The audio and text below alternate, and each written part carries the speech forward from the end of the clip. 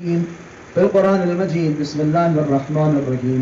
تبارك الذي بيده الملك وهو على كل شيء قدير الذي خلق الموت والحياة ليبلوكم أيكم أحسن عملا. صلوات محمد علیہ. اور یہ بھی امتحان کا مرحلہ ہے. قرآن مجید نے اسی لیے جہاں یہ آیت آپ لوگ پڑھتے ہیں انا للہ و انا الیہ راجعون، کسی کے انتقال کی خبر سن لی، اصل میں یہ لفظ انتقال کے مرحلے کا نہیں ہے بلکہ یہ ذریعہ فقرہ ہے. انا للہ و انا الیہ راجعون، بے شک ہم ہیں خدا کے لیے. غور کریے، یہ صرف موت کا مرحلہ نہیں ہے کہ ہم انا للہ کہیں، بلکہ زندگی کے ہر معرکے میں کہنا ہے کہ کے لیے ہے، ہمارا سجدہ خدا کے لیے ہے، ہمارا مسلح خدا کے لیے ہے، ہمارا چلنا خدا کے لیے، ہمارا اٹھنا بیٹھنا خدا کے لیے. ہر منزل پہ یہ کہنا ہے تو خدا کے لیے ہے، خدا کے لیے ہے، خدا کے لیے نہیں ہے کہ پلٹ کے جانا ہے. اور غور کریے، ہم افسوس نہیں کرتے جانے والے سے محبت ہے اس لیے کریا کرتے ہیں. یہ پلٹ کے وہاں جانا بتا رہا ہے کہ ہم دنیا کے لیے نہیں ہیں، آخرت کے لیے ہیں.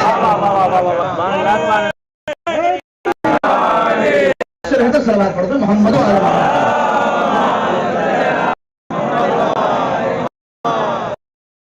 خوف و ہراس آج ہے، اس سے امتحان پروردگار لے رہا ہے. کون کامیاب ہوتا ہے؟ اور آپ محسوس کرنا جو اور کہا جاتا ہے کہ یہ مسئلہ تو شاید جو ڈر گیا وہ مر گیا، اور سب اپنی جگہ پہ ہے. احتیاط ہم کرتے رہیں، باقی سارا کام خدا پہ ہم دیکھیں ہے. اور بہرحال اور وہ وجود ہے، وہ ذات ہے. اور یہ بھی مان لیجئے کہ جس کی آ گئی ہے روک نہیں. قرآن نے صاحب کہا کہ لو یہ بن جائے گی. صلوات پڑھنے اور ممتا کے جو لوگ آتے ہیں ان کی مثال جو ہے وہ قرآن کی آیتوں کی طرح ہے. کیا مطلب کہ جیسے قرآن کی آیتیں ایک ساتھ نازل نہیں ہوئی ہیں، منین کا نزول بھی ایک ساتھ نہیں. لوگ آپ صلوات پڑھتے ہیں اور تو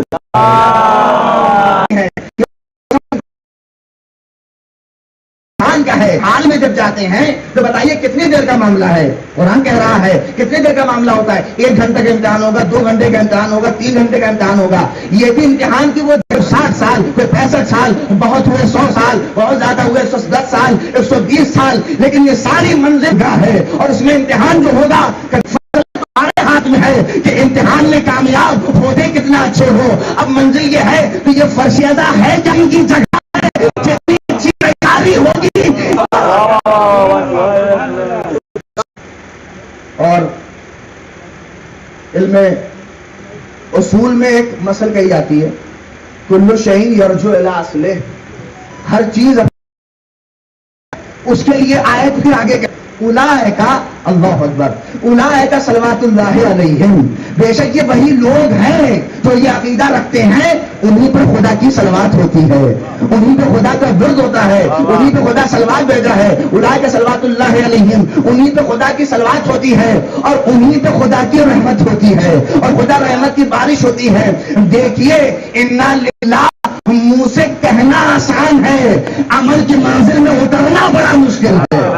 کہہ لینا بڑا آسان ہے. اور اسی لیے ایسے لوگوں پر اولئک صلوات، اسی لیے یہاں سے وہاں بھیج سکتے ہیں، ورنہ کسی میں ہمت نہیں تھی کہ اپنی چیز کو یہاں سے وہاں بھیج سکتا ہے. یہ تو وہ عقیدہ ہے.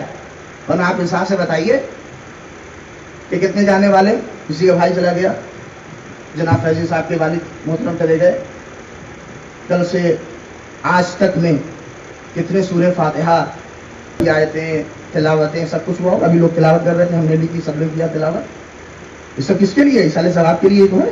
یہاں سے وہاں پہنچا رہے ہیں. لیکن آپ بتا دیجئے کہ کوئی یقین سے سکتا ہے کہ ہماری چیز جو بھیجی وہاں پہنچ گئی؟ توجہ چاہ رہا ہوں. قبر کی منزل کو پڑھا آپ نے، کل سے پڑھ رہے ہیں، اور جانے کتنے لوگوں نے اور کتنی بار پڑھا ہوگا. کوئی یہ کہہ سکتا ہے گارنٹی کے ساتھ کہ جو پڑھا ہے وہاں پہنچ گیا؟ بتائیں، کوئی کہہ سکتا ہے؟ یا کسی کے ابا 10 سال پہلے گئے ہوں گے، کتنی برسی کی ہوگی، کتنا 40واں اور کیا کیا منزلیں ہوئی ہوں گی، لیکن کوئی کہہ سکتا ہے؟ بتائیے حساب سے. تو کوئی کہہ سکتا ہے گارنٹی کے ساتھ کہ جو پڑھا ہے پہنچ گیا؟ یا کسی کے ابا حضور خواب میں آ کے کہا ہو بیٹا جو 40ویں کی مجلس ہزاروں کا مجمع بلا کے کی تھی، جتنے فاتحے پڑھے سب پہنچ گئے. سمجھ جا رہا ہوں. آج تک یہ منزل آئی؟ ہو سکتا ہے کسی خواب میں آیا ہو تو پھر وہ فرض بچھا کے مجلس کر لیتا ہے کہ ابا حضور خواب میں آئے تھے. یہ بتائے کتنا ہوتا ہے، لیکن کوئی چیز نہیں. تو پھر ہے کیا کہ جانے والا گیا، آپ نے فرش بچھایا اور اس کے بعد کچھ ایصال کیا، تو کوئی چیز تو ہے. دیکھیے یہ تو فرش بچھانا تو ہو گیا عقیدہ، لیکن ایک حقیقت بھی سمجھیے. اصل میں کیا ہے معاملہ؟ یہ گارنٹی کے ساتھ ہمارے اور آپ کے فاتح کی کیا اوقات ہے؟ ہم پڑھیں نہ پڑھیں، ہماری اس گناہگار زبانوں سے ہم نے سورہ فاتحہ پڑھ لیا، پہنچا نہ پہنچے، اور نہ گارنٹی کچھ بھی نہیں ہے. لیکن مجلس کرانے والا اور جو محتمم ہوتا ہے، تو چونکہ عقیدے سے حقیقت جب ملتی ہے تب بات کلیئر ہوتی ہے. عقیدہ تو یہ ہے کہ جب مرے تو فوراً فرش عذاب بھی جائے. اب یہ یقین بھی نہیں ہوتا کہ آپ کا پڑھا پہنچا کہ نہیں پہنچا، محمد مہدی کی یہ جاہل زبان سے جو چیز پہنچی کہ نہیں پہنچی. لیکن ایک عقیدہ اتنا محکم ہے، وہ حقیقت سے ایسے آگے ٹکراتی ہے کہ جو ہماری سارے شک و شکوک کافور نظر آتے ہیں. اور وہ عقیدہ کیا ہے کہ جب فرش بچتا ہے تو سیدہ آتی ہے، علی آتے ہیں، حسن آتے ہیں، حسین آتے ہیں، معصومی تشریف لاتے ہیں. تو غور کریے، اب جیسے ہی مولوی کہتا ہے تو فاتحہ، اب آپ پڑھیں نہ پڑھیں، فاطمہ نے پڑھا، حسین نے پڑھا، حسن نے پڑھا، آزاداروں کسی کا پہنچے نہ پہنچے، لیکن کس نے اتنی ہمت ہے تو علی کے فاتحے کو روک لے، تو حسن کے فاتحے کو روک لے. یہ بات تو کیا فاتحہ ہے.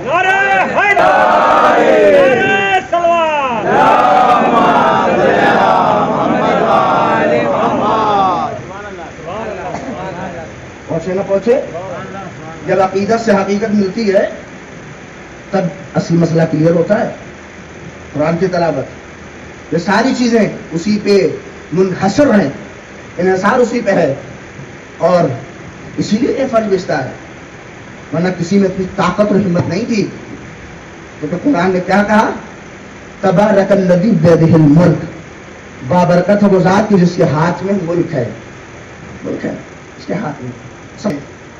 ہم اور آپ، معاف کریے گا میں کسی پہ پرسنل کمنٹ نہیں کرتا ہوں، اور مجلس ہے اور بات اپنی کہنے کی، ہم ہو سکتا ہے کہ طاقت حاصل کر کے ہم یہ سمجھیں کہ ہمارے ہاتھ میں ہے، لیکن آپ اس بات کو مانیے کہ کچھ بھی ہاتھ میں نہیں ہے. کیونکہ صاحب اس خدا نے کہا کہ تبارک الذی بیدہ الملک، ملک میرے ہاتھ میں ہے، اس کے ہاتھ میں. اب ہوتا ہے لوگ ترجمہ آتا نہیں ہے تو اب بات الگ ہے. آپ دیکھ لیجئے کہ قرآن ہے، قرآن یہ عام کتاب کا جملہ ہوتا تو میں شاید اتنی محنت نہ کرتا، اور اتنی بات نہیں. اس لیے کہ قرآن حاضرہ کے مد نظر بھی دو تین باتیں کر دوں. ہمارے یہاں دیکھیے قرآن کا معاملہ کیا ہے، چھوڑیے وسیم رضوی پہ، اس خبیث پہ لعنت کر لیے کہ ہمارا ہر نوجوان ہو جاتا ہے. لعنت لعنت بہت اچھی چیز ہے، کریے لعنت، لیکن کبھی اس سے پہلے اپنے دامن میں بھی تو جھانکیے کہ بھی کہی ہے وہ ہے بھی کہ نہیں ہے. معاملہ اس کا نہیں ہے کہ آپ نے فرض سے لعنت کر دی، کبھی کبھی لعنت پلٹتی ہے. بڑے فخر سے کہتے ہیں باغ پیدا کے لٹیروں پہ لعنت، اور خود 5 بیگھہ مارے بیٹھے ہیں. اور کہتا میں تو جا رہا ہوں، ہم بڑی آسانی سے کہہ تو دیتے ہیں کہ باغ پیدا کے لوٹنے والوں پہ، اور خود 5 بیگھہ مارے بیٹھے ہیں، 10 بیگھہ مارے بیٹھے ہیں، اور بھیا لعنت واپلٹ کے آتی ہے. غور کریے، اب بڑی آسان ہے کہہ دینا کہ اس خبیث پہ لعنت، بالکل لعنت ہے. آپ بھیجیے نہ بھیجیے، آپ کی لعنت کی کیا حیثیت ہے؟ خدا لعنت کر رہا ہے. نہیں، غور کریے، اہل بیت لعنت کر رہے ہیں، ہماری آپ کی. دیکھیے ہمارے یہاں مسئلہ یہ ہے کہ جب کوئی ہمارے مسلمات کے خلاف انگلی اٹھائے تو ہمارا عمل اور بڑھنا چاہیے. ہماری آواز، ہماری الفاظ، اور الفاظ میں تو ساری چیزیں ہیں. ہمارے یہاں قرآن کا معاملہ کیا ہے؟ ہمارے یہاں قرآن کا مسئلہ سمجھ لیجیے اپنے یہاں کی، اور یہ شاید بات بری لگ جائے لیکن میں نوجوانوں سے کہہ رہا ہوں کہ زندگی کو سمجھیے کہ ہمارے یہاں قرآن کا معاملہ کیا ہے. اور 2 مصرے اس کو درمان کہتے ہیں، بس سمجھیے. اور شاعر نے 2 مصرے کیا خوب کہا کہ جسے زندوں پہ پڑھنا تھا اسے مردوں پہ پڑھتے ہو. دیکھ لیجیے ہمارے یہاں قرآن معاملہ کیا ہے. میں پوری زندگی آپ کے سامنے لا رہا ہوں قرآن کے حوالے سے جو ہمارا رد عمل ہے کہ جسے زندوں پہ پڑھنا تھا اسے مردوں پہ پڑھتے ہو. ارے مرض جب نادوا ہوتا ہے تب درمان کرتے ہو. اب علاج کرنے سے کیا فائدہ جب روح نکل گئی، جب جان نکل گئی، جب معاملہ سب ختم ہو گیا. اب قرآن پڑھنے سے کیا فائدہ؟ قرآن پڑھنا تھا تو زندگی میں پڑھتے، حیات میں پڑھتے تو شاید کچھ فائدہ دیتا. اس لیے کہ دلیل دے رہا ہوں، قرآن مارنے کے لیے نہیں آیا ہے، زندگی دینے کے لیے آیا.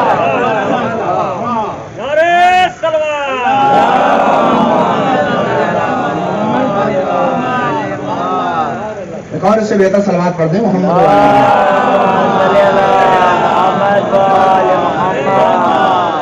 لیکن بات بڑی تیزی سے گزر رہا، تقریباً 20 سے 22 منٹ میں آپ کی خدمت کر چکا ہوں، اور ایسے ہی بس تھوڑی دیر میرے ساتھ ہوئی ہے، میں گفتگو تمام کر رہا ہوں.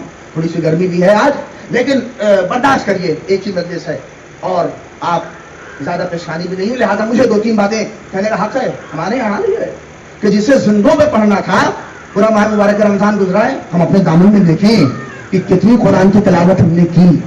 تو بہار قرآن کا مہینہ تھا 2 مہینے کے لیے. اب اس پہ لعنت کرتے نہیں. جب کسی چیز کے خلاف کوئی بات کرے تو ہمارا عمل اتنا ہی اچھا ہو جانا چاہیے. ہے معصومین نے کہا اگر تم کو کوئی بے نمازی کہہ رہا ہے تو نماز اپنی بڑھا دو. غور کریے، تمہیں اگر کوئی روزے دار نہیں کہہ رہا ہے تو اپنے روزوں کو بڑھا دو اور دکھا دو اس کو. اور ہے ایسی صورت میں دکھانا بھی ضرور ہے، ثواب ہے، اس لیے کہ پتا تو چلے کہ ہم بے نمازی نہیں ہیں. نہیں، غور کریے، ہم نماز والے ہیں اور یہ ساری چیزیں ہیں. تو جب یہ بات آ گئی قرآن کے اوپر بھر پھٹ گیا تو پھر زبان سے صرف لفاظی کرنا ضروری نہیں ہے، بلکہ ہمیں اپنے عمل سے دکھانا ہے کہ دیکھو اگر کل 10 آیتیں پڑھ رہے تھے تو آج 1 پارہ پڑھ رہے ہیں، آج 2 پارہ پڑھ رہے ہیں. یہ مطلب سمجھیے. اور اس بات کو نوجوانوں سے گزارش کر رہا ہوں کہ اپنی زندگی میں آج سے 3 سال پہلے آیت اللہ جوادی عاملی کے درس اخلاق میں تھا، نوجوانوں کو ایک بڑا پیغام دیا کہ نوجوانوں، بہت زیادہ نہیں کہتا ہوں، صرف 1 آیت ترجمے کے ساتھ روز پڑھا کرو. نہیں، غور کریے، 1 آیت ترجمے کے ساتھ، لیکن ترجمے کے ساتھ 1 آیت روز. اس لیے کہ فارسی میں ایک مسئلہ بڑی اچھی ہے، کسی کے سنگ بزرگ برداشت علامت ازینس کے نہیں تمامت بسند، کہ کسی نے اگر بڑا پتھر اٹھا لیا ہے اب اس کی علامت یہ ہے کہ مار نہیں سکتا ہے. نہیں، غور کریے، یہ نہیں کہا کہ 2 پارہ 3 پارہ 4 پارہ، کہا بس 1 آیت ترجمے کے ساتھ پڑھیے. ہوگا کیا؟ قرآن کے معجزہ ہونے کا دلیل اور اس کا سبب آپ کو نظر آئے گا. پتا تو چلے گا کہ یہ قرآن زندہ معجزہ ہے کیسے، زندہ معجزہ ہے کیسے. نوجوانوں، انہوں نے ہی یہ بات کہی اور آپ اسے محسوس کریے. چونکہ آپ اگر کوئی سوشل میڈیا پہ پوچھ لے کہ یہ قرآن کے آپ بڑی حمایت بنے ہوئے ہیں، یہ بتائیے کہ یہ زندہ معجزہ ہے کیسے. خالی فاتحے میں قرآن پڑھ لینا اور ہے، اپنی زندگی میں قرآن بسانا اور ہے، اپنے کو قرآن سے وابستہ کرنا اور ہے. اہل بیت نے جیسے کہا ہے ویسے قرآن سے وابستہ ہونا اور ہے. اگر کوئی پوچھ لے کہ یہ زندہ معجزہ ہے کیسے تو ہم یہی کہیں گے کیونکہ قرآن ہمارے پاس ہے. یہ زندہ ہونے کی دلیل نہیں ہے، ورنہ نہ جانے کتنی کتابیں، سینکڑوں کتابیں لائبریریوں میں بھری ہوئی ہیں، وہ سب اپنے طور کے اوپر اپنی زندگی کی دلیل دے رہی ہیں. لیکن قرآن ایک زندہ معجزہ ہے، قرآن ایک زندہ معجزہ ہے. اس کی دلیل یہ ہے کہ دنیا کے بڑے بڑے مفکر، بڑے بڑے دانشور گزرے ہیں، نہیں گزرے ہیں. نوجوانوں، آپ سے کہہ رہا ہوں، خاص کر جو پیچھے لوگ بیٹھے ہیں ان سے کہہ رہا ہوں کہ کتنے بڑے بڑے لوگ گزرے. سقراط، ارسطو، ابن سینا، توجہ چاہ رہا ہوں، یہ کتنی بڑی بڑی ہستی ہیں، میں بڑے بڑے نام دے رہا ہوں. سقراط علم منطق اور فلسفے کا وہ آدمی کہ جس کی کتاب کا ایک مسئلہ سلسل بھر میں حل کیا جاتا ہے. ابن سینا جو MBBS ڈاکٹر MD بن رہے ہیں، ابن سینا کی آج جا کے پوری کتابیں علم فزکس اور اس کا چارٹ میں مطالعہ کر رہے ہیں، تب معاملہ یہاں تک پہنچ رہا ہے. ارسطو علم منطق کا بادشاہ، یہ سارے اپنی منزل میں کتابیں لکھی ہیں اور ایسی نہ جانے بڑی بڑی کتابیں اور موٹی موٹی کتابیں ذخیرے لائبریریاں بھری ہوئی ہیں. لوگ سال سے کیا 4-5 سال اسی کتابوں پر ریسرچ کرتے ہیں. اتنے بڑے بڑے آدمی گزرے ہیں. لیکن حالات دیکھیے، قرآن ایک زندہ معجزہ ہے، یہ بھی ایک کتاب ہے. لیکن آپ ارسطو کا تذکرہ کریے، سقراط، اور ہاں سقراط کے مقابل میں بقراط بھی ہوتے ہیں، بس فرق اتنا ہے کہ بقراط کی کوئی کتاب نہیں ہوتی. یہ ہر جگہ آپ کو نظر آئیں گے. سقراط، ارسطو، ابن سینا، کتنے بڑے بڑے آدمی گزرے اور نہ جانے موٹی موٹی کتابیں لے کے گئے. لیکن آج ان کی کتاب کا جب تذکرہ ہوتا ہے تو جانتے کیا کہا جاتا ہے؟ سقراط نے کچھ کہا. نہیں، توجہ چاہ رہا ہوں. سقراط نے کچھ کہا، ارسطو نے کچھ کہا، ابن سینا نے کچھ کہا. یہی تو کہا جاتا ہے کہ ارسطو نے کچھ کہا، ارسطو نے کچھ لکھا، سقراط نے کچھ کہا. توجہ چاہ رہا ہوں، یہ سارے بڑے بڑے آدمی کی جب کتابوں کا تذکرہ ہوتا ہے تو یہی کہا جاتا ہے کہ سقراط کی کتاب نے کچھ کہا، ارسطو کی کتاب نے کچھ کہا، ابن سینا کی کتاب نے کچھ کہا. لیکن جب قرآن کی بات آتی ہے تو وہی آدمی کہتا نظر آتا ہے قرآن کہہ رہا ہے، قرآن کہہ رہا ہے، قرآن کہہ رہا ہے، قرآن کہہ رہا ہے. نہیں پہنچے شاید کہ یہ کہہ رہا ہے اس بات کی دلیل ہے کہ کوئی پردے میں ہے جو کہہ رہا ہے. صلوات پڑھ دے محمد والے محمد.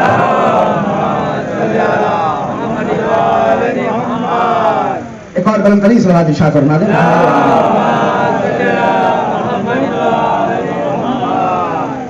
یہ وہ منزل ہے، یہ کتاب زندہ معجزہ ہے ہمارا، اور کسی چھوٹے موٹے آدمی کی بات نہیں، مجھ جیسے جاہل کی بات نہیں. آپ بڑے بڑے جو لوگ جنہوں نے قرآن پہ ریسرچ کیا ہے، جو کام کیا ہے، ہم اور آپ مرنے کے بعد قرآن اٹھاتے ہیں، نہیں، قرآن زندگی دینے کے لیے آیا ہے. اور کہہ رہا ہے اللہ تبارک الذی بیدہ الملک، بابرکت ہے وہ ذات کہ جس کے ہاتھ میں ملک ہے کہ نہیں؟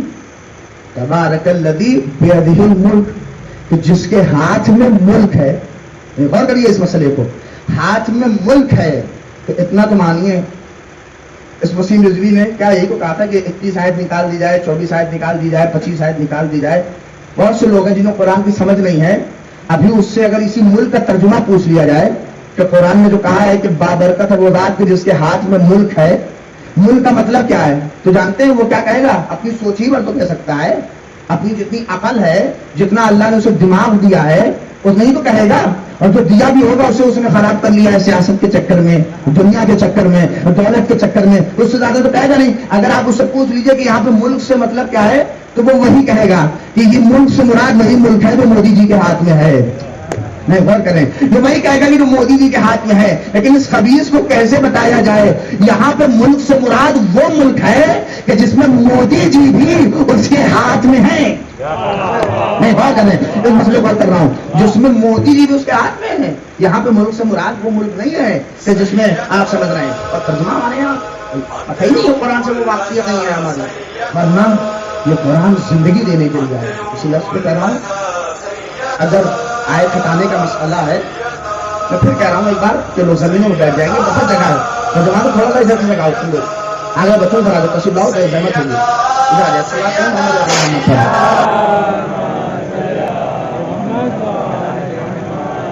ایک اور سلوات پڑھ دیں محمد والے.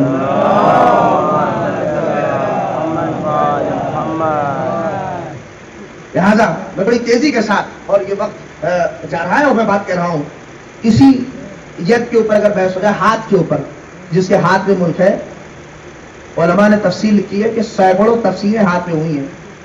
اس قبیل سے اگر قرآن کی آیت کے ظاہری طور کے اوپر دیکھا جائے تو اور آیت نکالنی پڑے گی. اس کو بھی نکالیے، اس لیے کہ ہم ایسے خدا کو مانتے ہی نہیں جس کے پاس ہاتھ ہو. نہیں، غور کریں، ہم ایسے خدا کو تو مانتے ہی نہیں جس کے پاس ہاتھ ہو، اس لیے کہ ہم نے اس خدا کو مانا ہے کہ جس کے نہ ہاتھ ہیں مگر وہ سب کچھ کرتا ہے، اور جس کے پاس جیسی آنکھیں نہیں ہیں مگر سب کچھ دیکھتا ہے، جس کے پاس وہ بصارت نہیں تو ہمارے پاس ہے لیکن وہ ہر چیز پہ بصیر ہے، نذیر ہے. توجہ کر رہا ہوں، وہ ہر چیز پہ قادر ہے، سب کچھ ہے. وہ ہم جیسا نہیں ہے لیکن اس نے ساری چیزوں پہ احاطہ کیے رکھا ہے. اور ہم ایسے خدا کو بھی نہیں مانتے. کوئی جو موبائل غور کریے، یہ ہے توحید، یہ ہے علامت ہے، ہر آدمی کہتا نظر آتا ہے. لیکن آپ کو انصاف سے بتاؤں، ارے پہلے ہی کہ ملک ہمارے ہاتھ میں ہے. ترقی کر لو، ہمارے ہاتھ میں، کہاں چاہے چلے جاؤ ہمارے ہاتھ میں ہے. اور آپ کہیں یہ کیسے ہاتھ میں ہے؟ فرعون کوشش پہ کوشش کر اسی کی آگوش میں پلوا کے دکھا دیا. غور کریں، دلیل دیکھ لیجئے کہ سب کچھ آپ کے سامنے ہے اور جانے مثالیں پڑی ہوئی ہیں، مجھے ادھر جانا نہیں ہے. اور ہے یہ موبائل لیجئے، حالات کیسے ہیں؟ بنانے والا کہتا ہے کہ ہم نے بنایا. سوشل میڈیا ہے اچھی چیز بھی ہے، لوگوں تک خبر پہنچ رہی ہے، لیکن آپ یہ بھی دیکھیے کہ اس سے کتنا نقصانات بھی ہیں، اور اسی کو بنانے والا اس پکڑ کرتا ہے کہ ہم نے بنایا ہے، بات ختم ہو گئی. لیکن میں آپ کو دلیل دے رہا ہوں، سب کچھ اس خدا کے ہاتھ میں. ہمارا یہ جو دنیا پوری ہے، آپ کا یہ نام میں بھول جاتا ہوں گاؤں کا، خورجہ جو ہے، اس کی ملک یہ نہیں خالی ملک جو مودی جی کے ہاتھ میں ہے، پوری دنیا کی بات کے مقابل میں کیا ہے؟ ہماری اور آپ کی نہیں، انسانوں کی بات ہی نہیں ہو رہی. اس پوری دنیا کی حیثیت سورج کے مقابل میں جو نکلتا ہے، جس کے نکلنے سے نماز قضا ہو جاتی ہے، سورج کے مقابل میں ایک فٹ بال لیا اور فٹ بال میں پین سے ایک نشان بنایا. اور کریے، اس فٹ بال میں پین سے ایک نشان بنایا، کہا کہ اس دنیا کی حیثیت سورج کے مقابل میں یہ قادر مطلق ہے کہ جس نے سورج کو اپنے کنٹرول میں رکھا ہے، نہ زیادہ آگے ہو دیتا، نہیں اور کبھی بہت نہیں رہے شاید، اور نہ زیادہ پیچھے ہونے دیتا، اس نے اپنے کنٹرول میں رکھا. آپ دیکھا آپ کی دنیا کی حیثیت ان سے کیوں ملے؟ وہ بڑے ہیں، یہ چھوٹے ہیں، یہ وہ ہیں، یہ ہیں، وہاں ہم نہیں جائیں گے، یہاں یہ نہیں آئیں گے. اس کے غرور و عالم اور تکبر کی وہ منزل ہے کہ اس کے باوجود حیثیت کی ہے. اور مطلب پروردگار یہ لہذا دنیا، ہم اور آپ اسی ملک کو طاقت لیے کیا کیا نہیں کرتے ہیں.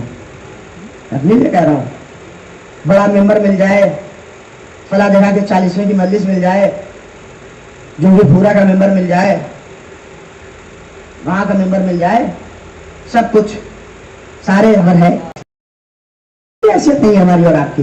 انا للہ و انا الیہ راجعون، یہ منزل ہے بس، اس سے زیادہ کچھ نہیں ہے. اگر خدا کے لیے ہے تو سب کچھ ہو جائے گا، اگر خدا کے لیے نہیں ہے تو پھر کوئی حیثیت نہیں، کچھ بھی کرتے رہو. دیکھ لیجیے نہ جانے دنیا میں لوگ کتنے مشہور تھے، سب کچھ تھا، نام مرنے کے بعد ہوئے کہ کوئی نام لینے والا تک نہیں ہوتا. غور کریے، سب کچھ مشہور بنا ہوتا ہے، لیکن کچھ ایسے ہوتے ہیں کہ شاید زندگی میں کوئی نہ جانتا ہو. دلیل آپ کے سامنے ہے، کاش اگر فلسطین اور یہ سارے حالات آپ کے مد نظر میں، حالات اور کرنٹ افیئر کو ضرور پڑھتا ہوں، زیادہ محسوس کریے. یہ ہوتے ہیں قاسم سلیمانی، قاسم سلیمانی، قاسم سلیمانی، قاسم سلیمانی، قاسم سلیمانی. یہ کیا تھا؟ یہ صرف زبانی لفاظی نہیں تھی بلکہ دل کی آواز کہی تھی، انا للہ و انا الیہ راجعون.